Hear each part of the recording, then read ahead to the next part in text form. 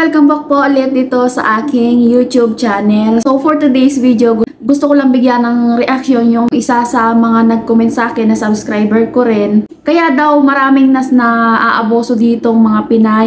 Kumbaga kung kaya maraming napapagsamantalahang mga Pinay dito sa Middle East or dito sa Saudi Arabia, gusto rin daw ng mga Pinay at sabik daw. Oo, ganun yung gustong iparating nung nag-comment sa akin. Sabik daw tayo mga Pinay sa mga ibang lahi, sabik daw sa ganun. Siguro naman nakukuha nyo na yung ibig kong sabihin, no? Dahil daw medyo matagal nang walang ganun, walang ganyan. So, ang nag-comments nito guys ay isa ring Pilipino at lalaki pa man din. Hindi ko na lang i-flex yung pangalan niya at hindi ko na rin i-flex yung comment niya.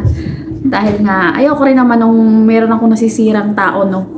Siguro yung nag-comment nito ay hindi niya masyadong alam kung ano yung mga pinagdadaanan ng mga kasambahay dito. Kaya daw maraming naaaboso dito ng iba't ibang lahi. At karamihan daw nga ay mga Pinay dahil ginusto rin daw at sabik daw tayo mga Pinay sa ganon. Okay, masyadong talaga nung nag-comment ito. Medyo umagaw lang talaga siya ng attention ko kaya binigyan ko siya ng reaction. Siguro merong ganon talaga. Pero wag naman sana nila lahat. Ang pagkasabi kasi niya, sabik ang mga. Pagkakarating sa akin yan ay lahat, okay? Lahat or karamihan ay ganun talaga. Hindi naman po lahat dahil hindi naman lahat ng mga Pilipina ay talaga namang pumapayag ng basta-basta ganun na lang. Or siguro yung sinasabi ninyo, meron kayong mga napapanood sa iba or meron kayong mga nalalaman na ganyan. Siguro yun yung mga Pilipina na talagang medyo, sabihin na nating medyo marupok or madaling attach or madaling mahulog sa mga pag nakakita ng medyo gwapo or medyo nakakabighani ng mga lalaki, no? Gusto ko i-share sa inyo lalo na sa mga baguhan pag nandito na kayo. Oo, marami kayong makikitang gwapo dito kumpara sa Pilipinas, medyo kakaiba yung mga itsura nila. Matatangos ang ilong, maraming mga bigote, oo, medyo kakaiba sa paningin natin sila.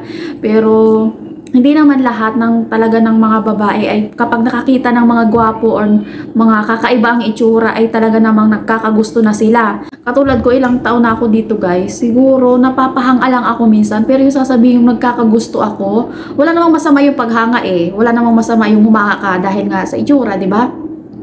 Pero yung sasabihin mo magkakagusto tayo, may mga Pilipina kasi na talagang kapag gusto nila or nagka-crush sila sa kanilang mga amo or kasama nila sa bahay, anak ng kanilang amo or kanilang mga amo man o lalaki.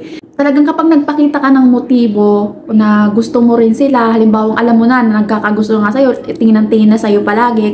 Kapag nagpakita ka ng motibo na gusto mo rin sila, talagang may mangyayaring masama or yun yung masasabi na ginusto mo rin or sabi ka talaga. O gusto mong mangyari yung mga nasa isip mo. Oo. Siguro ay nakaintindihan nyo yung ibig kong sabihin. Pero hindi naman lahat. Bilang isang kasambahay, no, dahil bago naman tayo pumunta dito, talagang tayo ay pinaalam sa atin kung ano yung mga bawal, kung ano yung mga pwede, bago tayo makarating dito.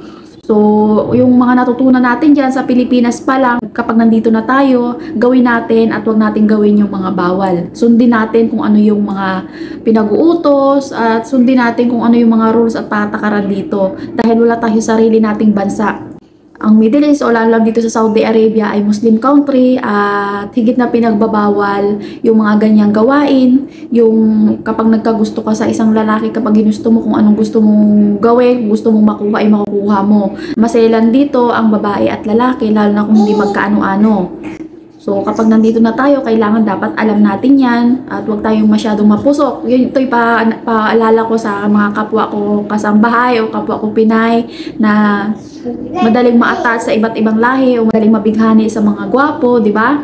Huwag tayong basta-basta magpapadala. Walang masamang humanga, pero ang masama ay yung kapag ginusto natin ay gusto natin kukunin natin. Kapag ginusto natin ay talagang gagawin natin. Hindi pwedeng ganun guys. Doon naman sa nag-comment nito, kuya, oo, para sa'yo. Hindi naman po sa gano'n na nasabik. Ang pangit naman pong pakinggan, di ba? Yung sabik tayo mga Pinay at ginusto rin nating mga Pinay.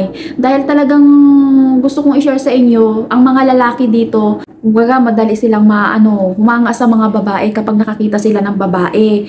Dahil nga ang mga lalaki dito, ang nakikitang mga babae lang nila, yung mga kapatid lang nilang babae, ang kanilang mga asawa lang, at kapag lumalabas sila, madalang na silang makakita ng mga aura ng mga babae. Kaya gano'n siguro kapag meron silang dagdag sa kanilang pamilya, halimbawa tayo nga mga kasambahay at nakita nila yung nakakita sila ng medyo kakaiba, madali silang naa-attach. Madalang talaga silang nakakita ng mga babae, kaya siguro gano'n na rin sila na kasabik sa mga babae. Pero wag naman natin sabihin na tayo mga Pinay ay sabik sa mga ganong gawain, at gusto rin natin, na gusto rin ng mga Pilipina. Dahil bukod sa lahat, pumunta naman tayo dito para sa trabaho, hindi para doon. At ang mga babae tulad ko, nakakatiis naman ng walang ganyan. Hindi ko rin lang alam pag ang mga lalaki, hindi ko alam pagdating sa mga lalaki, no? Ang mga babae nakakatiis ng mga walang ganyan. Hindi ko rin masabi pagdating sa iba. Dahil ako okay lang, wala na ganon. Siguro may nakukuha nyo na yung points ko, guys, kung ano yung ganun-ganyan ko, diba? Huwag na natin sabihin at huwag na natin banggitin dahil hindi naman magandang pakinggan. Meron talaga ditong mga amo or mga lalaki na sabihin na nating manyak. Oo, manyak kapag nakakita ng babae or nakakita ng medyo kakaiba sa mga babae, talagang kung ano yung gusto nila. Hindi kasi pare-pareho yung mga takbo ng utak ng mga lalaki dito eh. Kahit saan naman lugar, di ba? Kahit sinong tao, hindi pare-pareho ang takbo ng utak. Meron talagang mga lalaki na medyo may pagkamanyakis or may pagkabastos, di ba? Kaya hindi talaga maiiwasan yung mga ganyan, ng mga abusado, dahil nga ginagamit nila yung kahinaan ng mga babae para makuha nila kung ano yung gusto nila. Yung iba ginagamitan ng dahas, ginagamitan ng pananakot, kaya nakukuha nila kung ano yung gusto nila. Ngayon, yung mga babae na pumapayag, siguro, nasa kanila na yun at depende na rin sa kanila yun, na kaya nagagawa sa kanila yun, pumapayag sila, or hindi natin alam kung ano pa yung reason nila. Siguro wala na silang choice. Yung iba, ganun talaga, walang choice kundi ibigay yung sarili nila dahil na sobrang takot, dinadaan sa dahas, di ba? Pero marami tayong pwedeng gawin para makaiwas sa mga ganyan. Yung kung alam na natin na medyo na hindi na maganda yung mga nangyayari, hindi na maganda yung ating nararamdaman, medyo may kakaiba ng pagtingin yung ating mga amo or anak ng ating mga amo sa atin, tayo na yung iiwas bilang mga babae, at huwag na tayong magpakita ng motibo sa kanila. Kung halimbawang alam ninyo na gusto kayo, umiwas na kayo.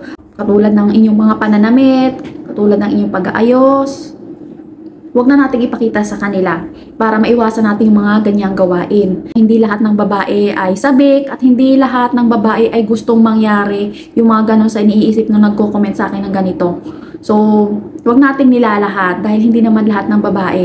Maraming babaeng matino, maraming babae na gustong umiwas sa mga ganyan. Hindi lahat na nagkakagusto ay talagang ginugusto talaga. Yung iba talaga ay naaabuso lang dahil may mga abusadong tao. So ayan, siguro muna yung aking ma-share sa inyo for today's video. Kaya wala tayong ibang magagawa kundi mag-ingat palagi at umiwas na mangyari sa atin yung mga ganyang gawain. So ito muna yung ma-share ko sa inyo for today's video. Sana ay meron kayong natutunan sa akin. Thank you for watching!